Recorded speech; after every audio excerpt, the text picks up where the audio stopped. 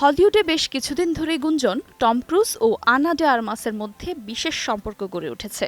তাদের একসঙ্গে দেখা যাওয়ার পর থেকেই এই গুঞ্জন ছড়িয়ে পড়ে। এবার লন্ডনে আবারও একই ফ্রেমে ধরা দিলেন দুই তারকা, যা প্রেমের গুঞ্জনকে নতুন করে উস্কে দিল।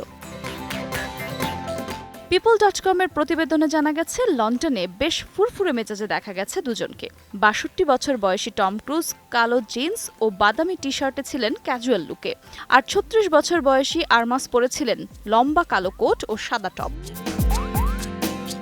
চলতি বছরের ভালোবাসা দিবসে প্রথমবার একসঙ্গে দেখা যায় তাদের। এরপর থেকেই তাদের সম্পর্ক নিয়ে নানা আলোচনা শুরু হয়, যদিও কেউই এ বিষয়ে মুখ খোলেননি। কিছুদিন ধরে গুঞ্জন কিছুটা থেমে গেলেও আবারও একসঙ্গে দেখা গেল তাদের। টম ক্রুজ বর্তমানে লন্ডনেই নতুন একটি সিনেমা শুটিং করছেন। ধারণা করা হচ্ছে আর্মাস মাঝে মধ্যে সেখানে আসছেন টমের সঙ্গ দিতে। প্রেমের গুঞ্জন নিয়ে জানতে চাইলে দুই তারকার মুখপাত্র কোনো মন্তব্য করতে রাজি হননি।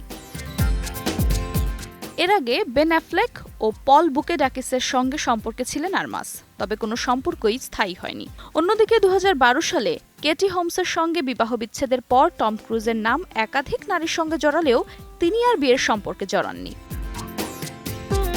তবে টম ও আর্মাসের সম্পর্ক কি কেবলই বন্ধুত্ব, নাকি এর চেয়েও বেশি কিছু, তা তো সময়ই বলে দেবে। আফরোজা মৌটুসী, সময় সংবাদ।